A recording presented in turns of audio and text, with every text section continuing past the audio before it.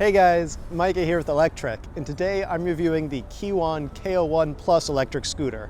Let's see how this thing rides.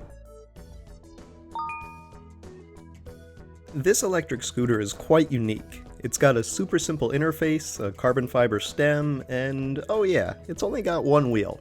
And it's self-balancing.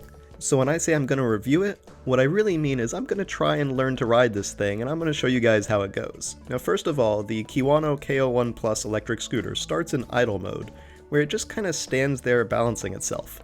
It's super weird and it kind of freaked me out at first. I wasn't sure I trusted it, so I just kept pushing it and seeing if it really balanced. After it passed my rigorous will you fall over tests, I figured it was probably safe. So I clicked it into the ride mode, which causes the scooter to tilt forward by about 10 degrees so you can mount it, and from there things got a bit weird. I tentatively hopped on to give it the old college try, and I went about 6 feet or so. Now the trick to this thing is that, at first, you feel like you want to fight it to stay on top of it, and I knew in my mind that I had to treat it like an extension of my feet, and not something that I was standing on, but that's a lot easier said than done. I spent about half an hour slowly getting better and better at riding it in the parking lot, but I was basically just going whichever direction fate was taking me. I wasn't really in charge of the steering, and when I tried to make a right or a left turn, it didn't always go that way. I still felt like I was trying to stay on top of the thing instead of just becoming one with it. So when my drone battery died after about 25 minutes of riding, I headed inside, a bit dejected that I didn't immediately master the K01 Plus, but I could tell that I was making good progress in just the first riding session.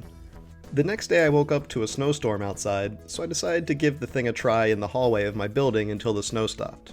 This actually turned out to be a good idea and seemed to help. I guess when your only option is learning to ride, or riding headfirst into the wall, you learn to ride. The long hallways forced me to look off into the distance, and the walls gave me something to subconsciously aim to stay between.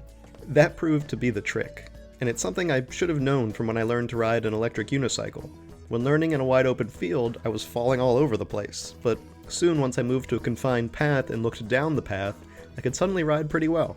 Sometimes you just need to take the training wheels off and force yourself into a new situation where you either sink or swim. Alright, so it was going pretty well in the hallway, so I decided to head back outside.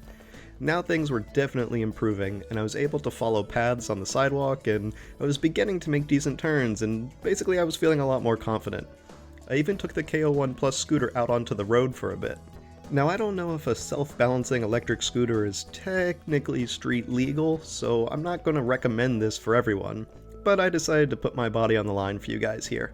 Plus I figured the road was better than falling off of an elevated sidewalk. And once things were going pretty well on flat ground, I decided to up the ante with riding over some slush and ice, which the K01 actually handled decently well. I was pretty surprised, so I pushed it onto some light snow next, where it kind of did alright, and then I went for some deeper snow, and that was pretty much a failure. So this is not a snowmobile. Noted. I had hoped to do some off-roading to try out the suspension, but I wasn't really that confident yet, so I just did some bunny hops, and I could definitely feel the suspension working. All in all, I was pretty surprised that I was able to basically ride this thing with just over an hour of practice. Now, I know what you're thinking, but Micah, you're probably some varsity athlete with exceptional balance. Wrong.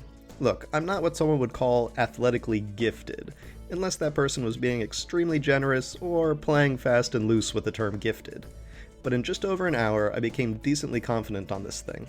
And I think that with another week or two of riding, I could be just as confident on it as I am on a bicycle or an ordinary scooter. And at that point, it might not have the same utility as a bicycle, but it would certainly make a statement as a unique commuter vehicle.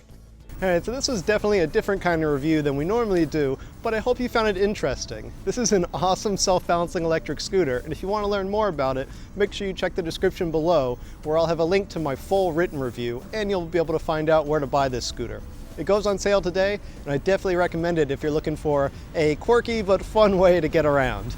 Alright, if you like this video, I hope you'll give it a thumbs up, and make sure you subscribe to Electrek's YouTube channel, where you can find all of our electric vehicle videos. See you next time, guys.